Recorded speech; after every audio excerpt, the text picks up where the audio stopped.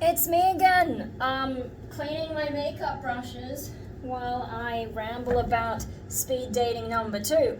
Now with my makeup it went a little bit more toned down because this one had pizza, so already it was much better than the first speed dating because at least like there was decent food and like it was good pizza, it wasn't dodgy pizza. I do not understand the people who like ate before they came because like it said on the thing, there will be pizza. That's why I didn't do foundation.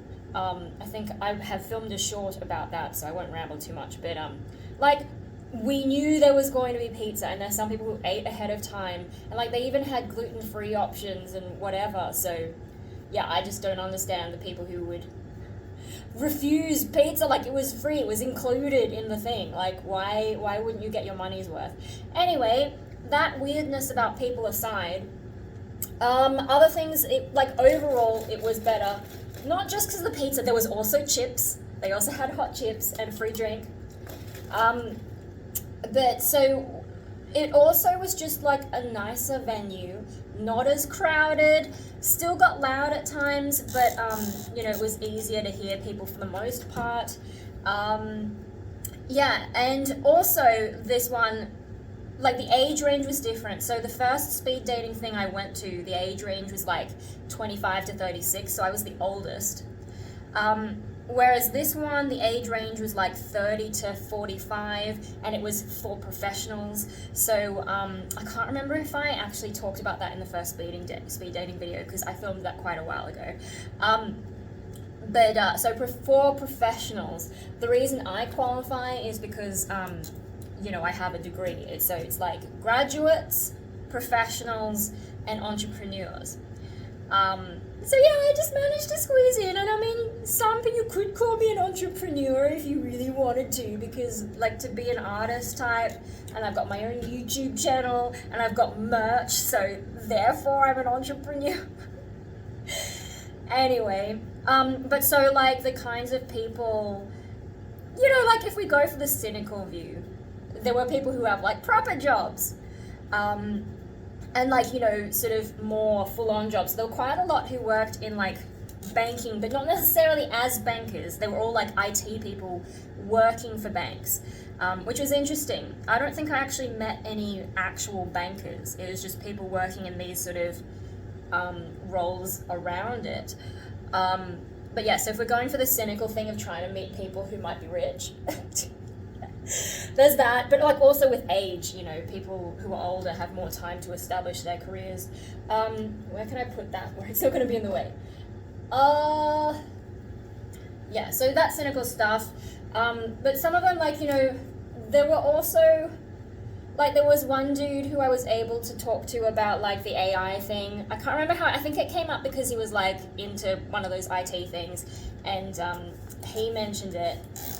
And mentioned how, you know, a lot of the hype about AI in terms of like people investing in it, it's not really going to have as much return, which I agree with.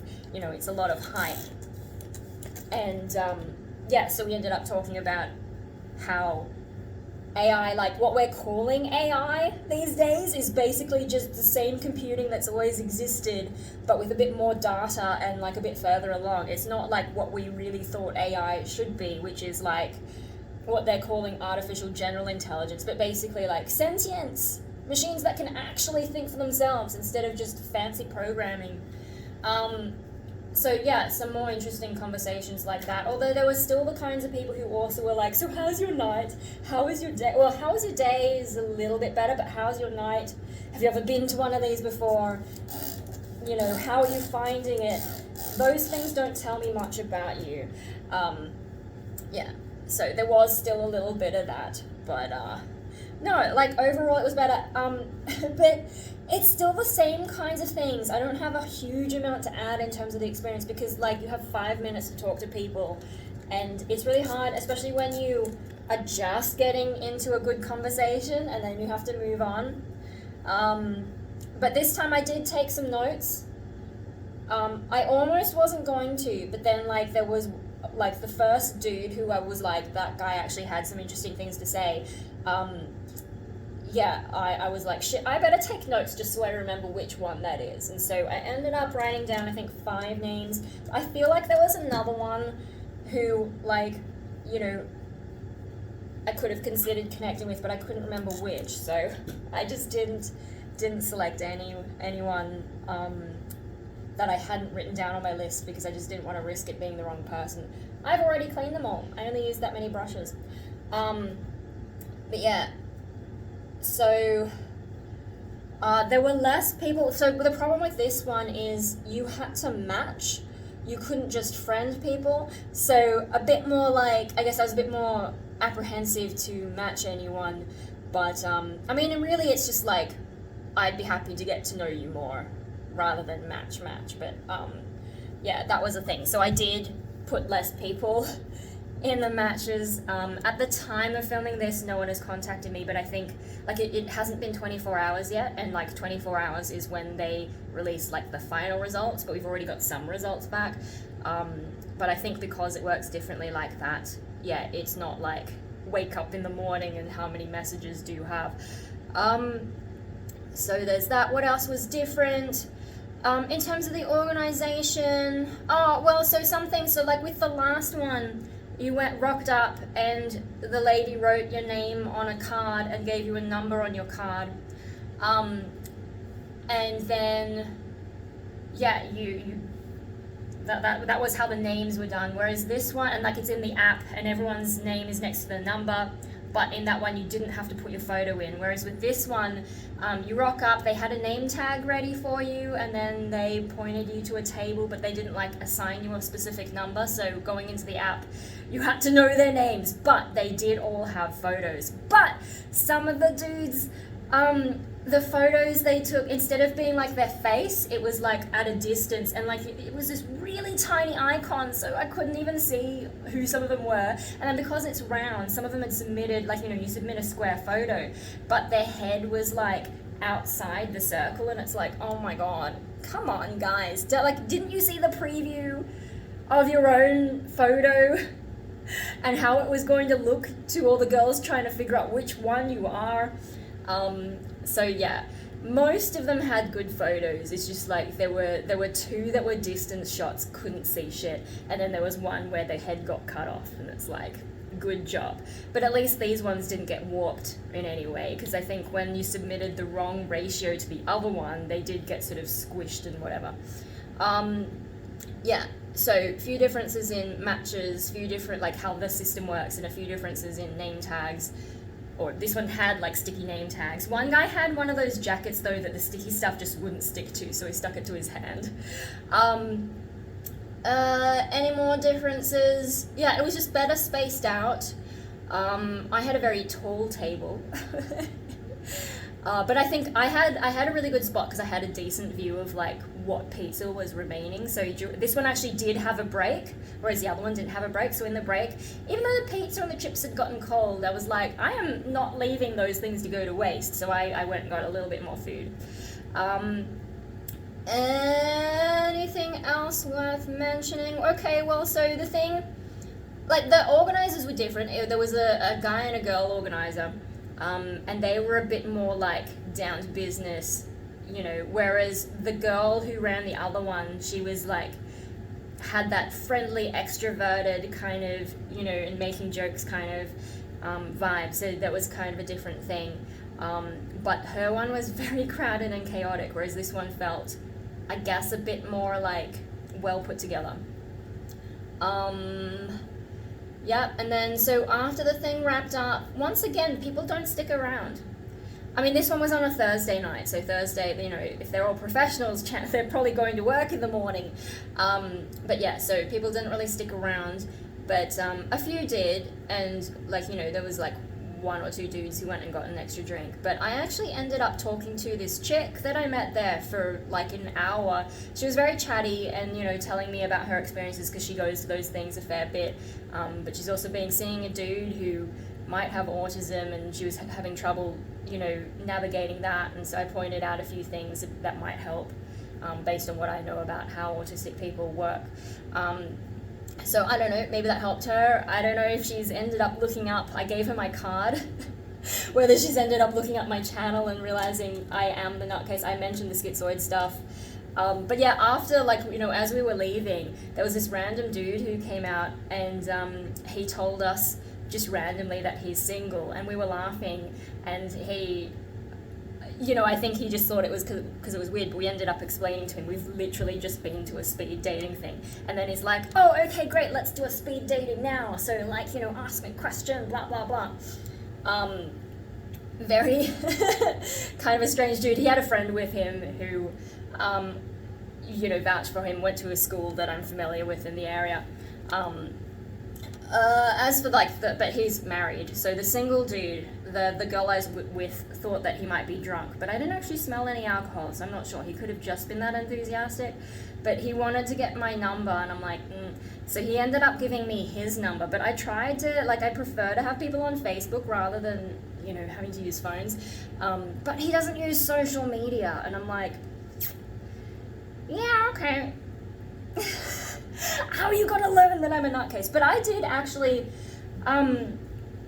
it was a long conversation, that one as well, but at some point, you know, I was explaining, like, I don't usually do these kinds of things, I don't usually hang out, and I ended up just straight up going, you know, mental health, blah, blah, blah, and I mentioned schizoid, and I just explained to him, like, you know, I can engage with you, but I don't actually care. I will walk away from this and be like, shit,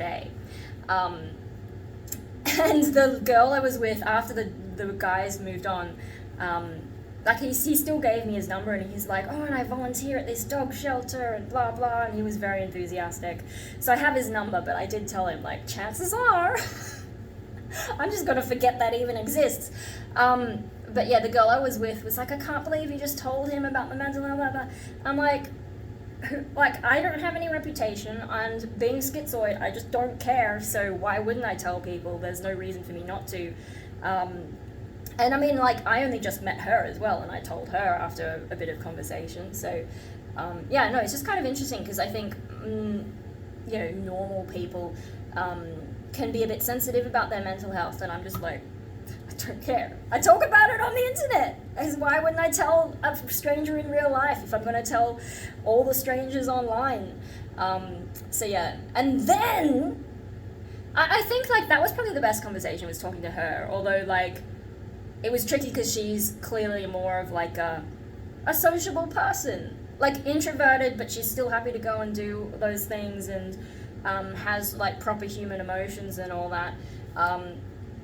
And so, yeah, like, she actually tried to understand where I was coming from in saying that I don't actually feel these things. Like, I'm trying. I have this logical theory that as a social species, blah, blah, and if I keep doing the same thing, I'm not going to get over the depression, blah, blah. You know, logical reasons for going out instead of emotional reasons for going out. I'm sorry about this fan. It's just, like, this stuff smells. Yeah, no, so long conversation with her, obviously one of the better conversations, because every other conversation was 5 minutes, and, like, you know, that dude and his friend, that was an amusing conversation too, because it wasn't just 5 minutes, and that's a real problem with the speed dating thing. Like, it gets you to meet a lot of people, but the lack of depth, and, you know, some of the dudes who just, they talk about other things instead of getting to who they are and, you know, actually getting to know each other. So yeah, that tip, if you're gonna do this, get to the point, don't faff around, you only have 5 minutes for it. Yeah, so after that, it was quite late by then, so when I finally got on a bus, I had the whole bus to myself, and I went and sat down, and the bus driver's like, it's a private service, all for you, yada yada yada, and then he actually started talking more, so I ended up sitting up near the front of the bus, and was a little bit concerned the number of times he looked back at me. I'm like, I can still talk to you, just watch the damn road, but it was fine. Just, yeah, like, I ended up talking to the bus driver on the way home, and I sort of talked about schizoid without mentioning schizoid. Like, I'm like, yeah, I've just been speed dating, but it's not really my thing, and blah, blah, mental health, blah, blah. So, what I've noticed is, like, so with the speed dating stuff, I don't know, I'm not going to do it again. It's just not, it's not my thing, and it hasn't really changed anything for me. But the one insight that I did get is just seeing how much better I've gotten at socializing and at convincing people that I might be more social than I am, and then just talking about my issues without like, that. The really interesting thing is I can talk about, you know, the horrible depression and whatever, and just not show any emotion. Like, you know, I'm just talking about it like, oh yeah, you know, like it's something that happened on the weekend, when it's actually this full-on thing about my life. I can just do that. Yeah, and it's kind of weird to watch. I think that's like, you know, knowing about the covert schizoid thing. Like, I get it. I get what they mean is like, yes, I can seem engaged and I can do it well. And I'm not having to force myself to do it. Like the way that people with autism mask, it sounds like it's a huge effort for them. Whereas for me, it's not an effort. I just don't feel anything and I kind of don't care. And then when I go home, I'm not really going to think about it again, except to make a YouTube video, or if anyone else asks me how was it. But otherwise, I'm just like, those were things that happened and moving on. And I'm looking forward to just being a blob and not socializing for a bit and just catching up with all the things that I do that aren't social. So I think that's the main stuff. I don't know if there's anything else to say. Like, I'm not going to talk about the people other than what I've already said. It's just like, it was more, you know, people with jobs. And the hardest question, I think, then was when they asked me, what do I do for work? Because, like, I'm not working at the moment. So depending on how the conversation would go, I would, you know, talk about the creative stuff I do. So YouTube, bonsai, music, art, you know, and sometimes I mentioned how people have told me to say that I'm a content creator, but that feels so sterile. It's not like, I don't feel like a content creator. I feel like I'm an artist. I make stuff. I'm a weirdo, whatever. That was tricky, but sometimes also, depending on it, I might go through my work history and talk about, you know, I've done retail, I've done office mailroom work, I've done a little bit of accounting, and it's just not where my heart is. And, you know, I emphasize the whole thing about like following my heart, that passion, like, yeah, I was good at maths and science, but that's not where my heart is, blah blah, mental health, pandemic, yeah. But yeah, so yet to see if anything's going to come of that.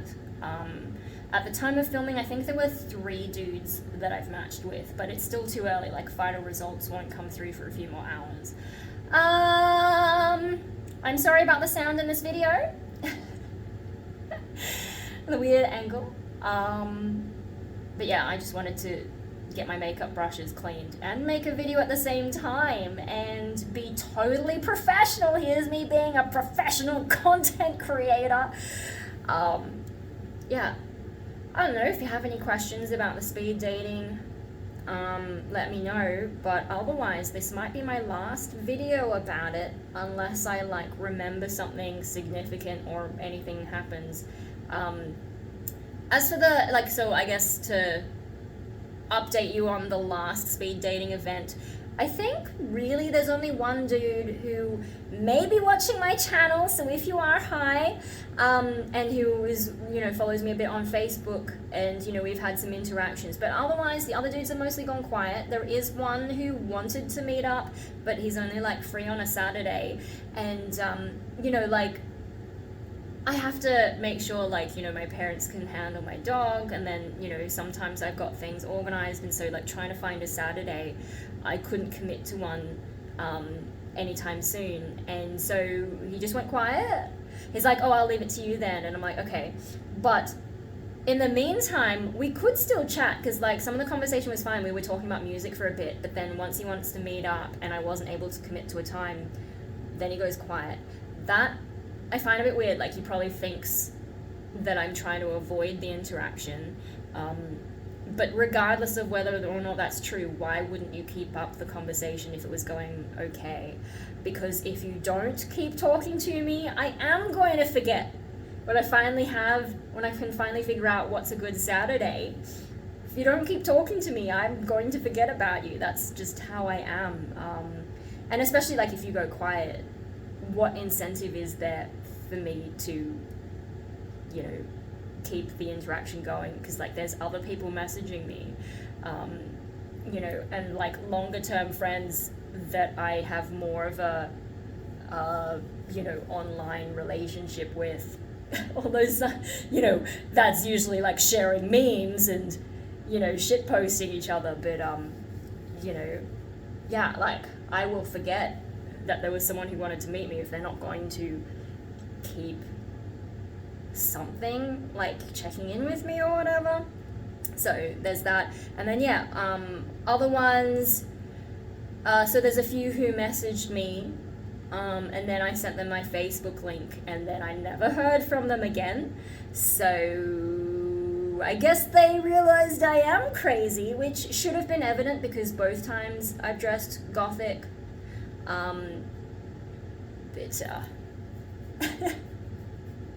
I don't know. Like I did tone it down, but I didn't really hide that I'm different.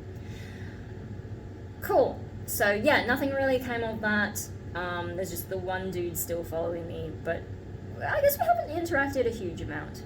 But then I'm not huge on interactions, and yeah. I'm just gonna turn these brushes over so they can evaporate in the opposite direction. But then I think that's it. Triton's having a nap. He's chilling out a lot these days. He was a bit cross with me, coming home late again.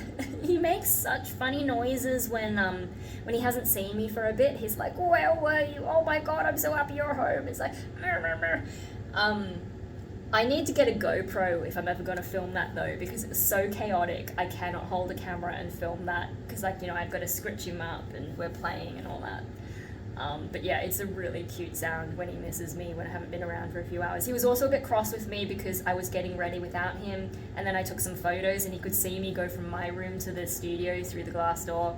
So he was cross. And sometimes now I'm noticing when I let him out of his crate, instead of wanting to play, he wants to come to my room because he knows that that's where I've been and he wants to know what I've been up to. But yeah, so he's gonna be happy that I'm not going out for a bit.